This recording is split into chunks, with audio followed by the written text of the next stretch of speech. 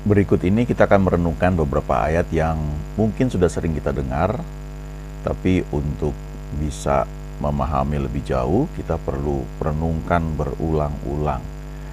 Di Perjanjian Lama, bahkan Tuhan memerintahkan kepada Musa untuk menyampaikan, mengajarkan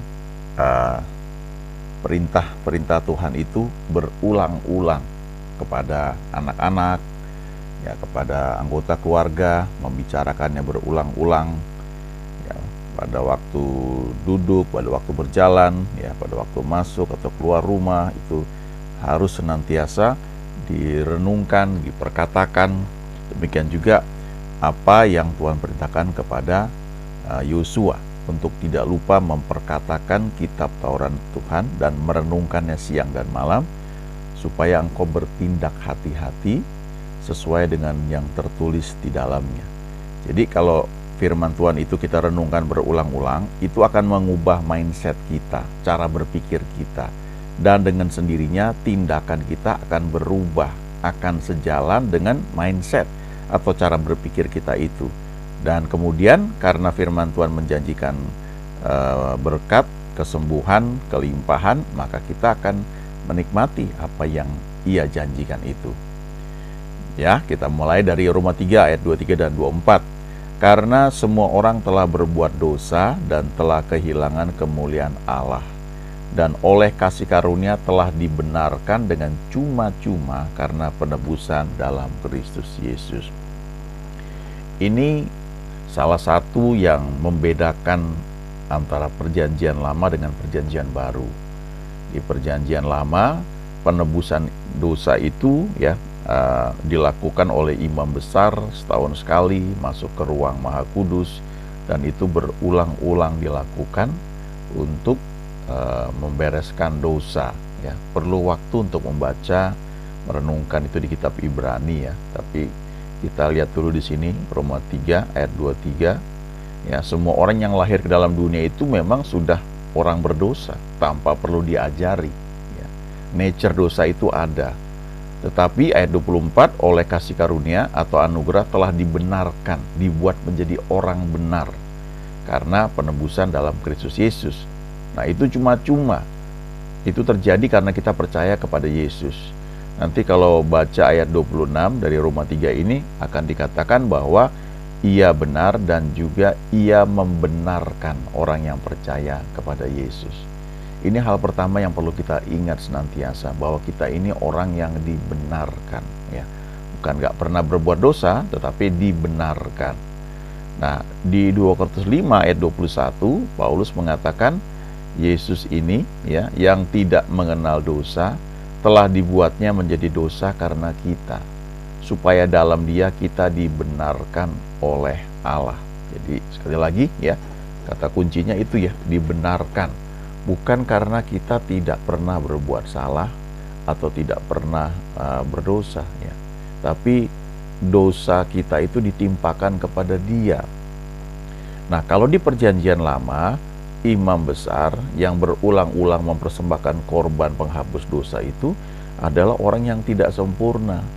Dia juga perlu membawa penebusan bagi dirinya sendiri, dan aturannya itu banyak, ya. Ada kambing domba yang dipersembahkan, dan ada darahnya dipercikan, ya.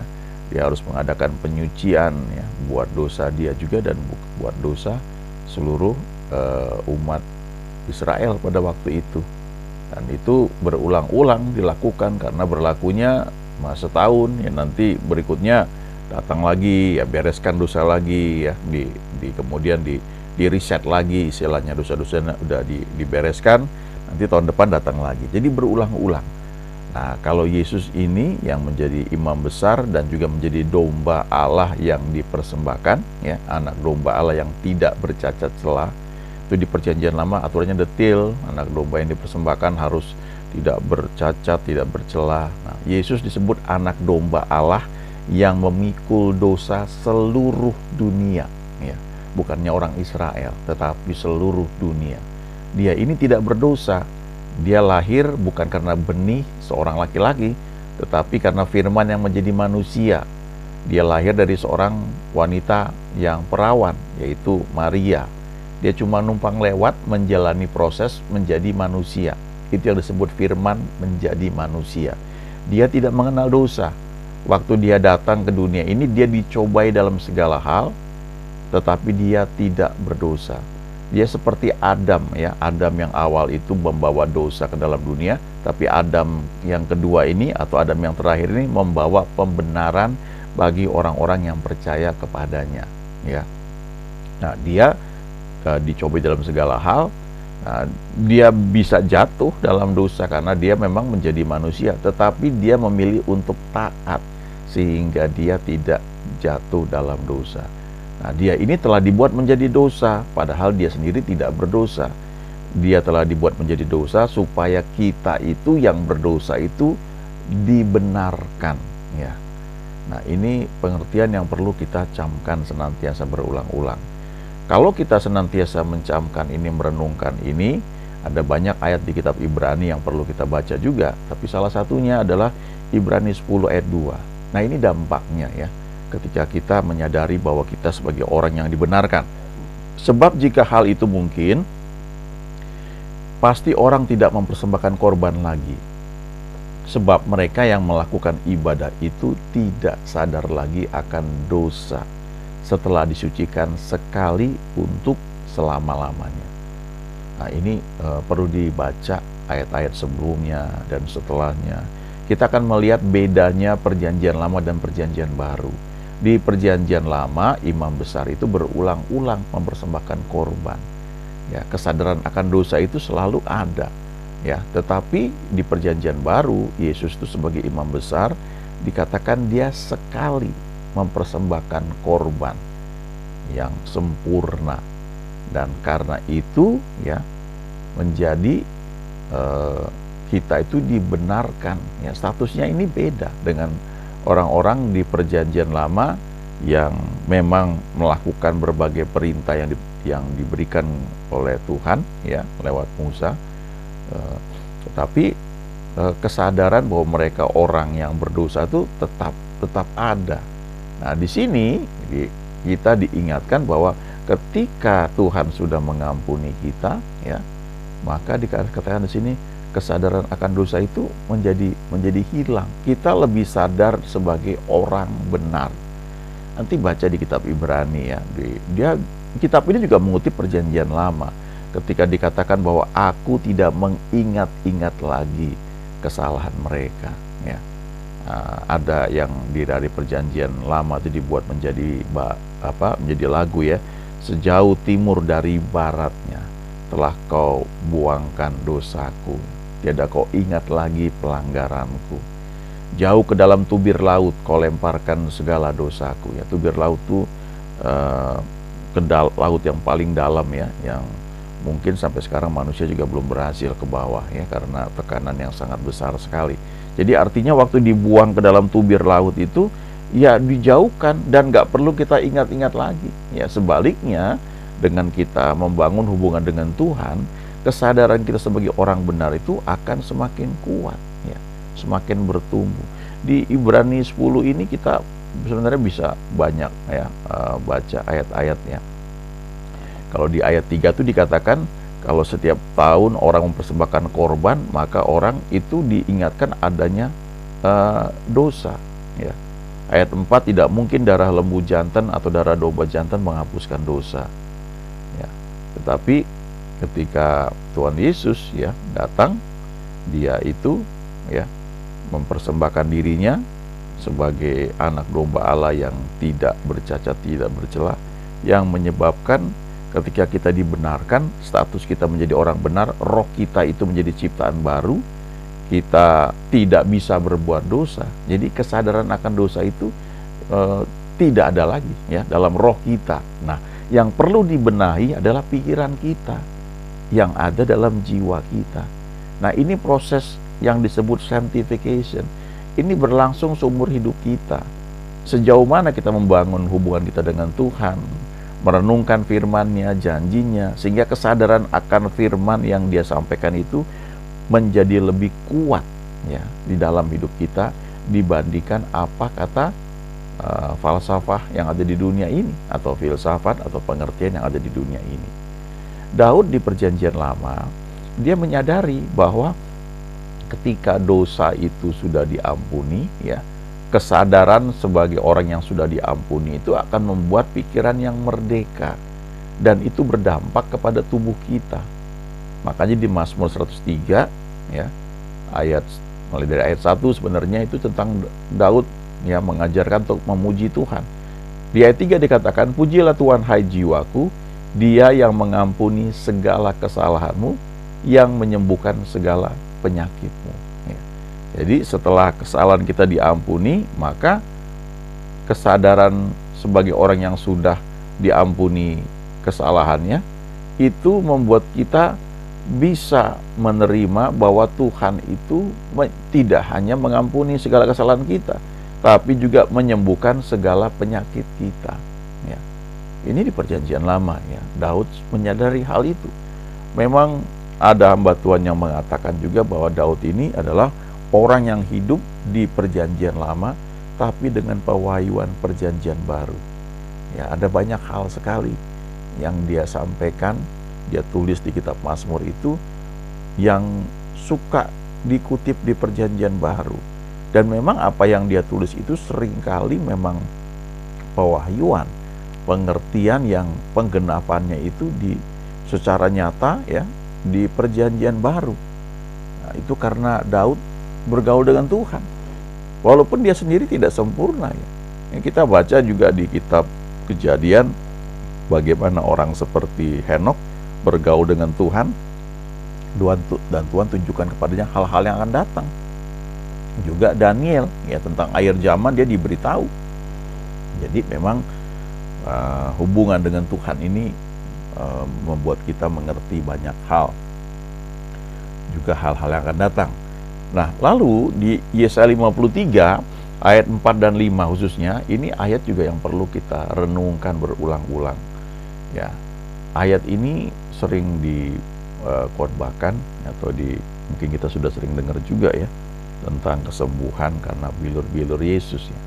Nah, ini di Perjanjian Lama, ini Yesaya sudah mendapatkan pengertian ini dan dia tuliskan. Tetapi sesungguhnya, Yesaya 53 ayat 4 dan 5, ya. Tetapi sesungguhnya penyakit kitalah yang ditanggungnya, dan kesengsaraan kita yang dipikulnya.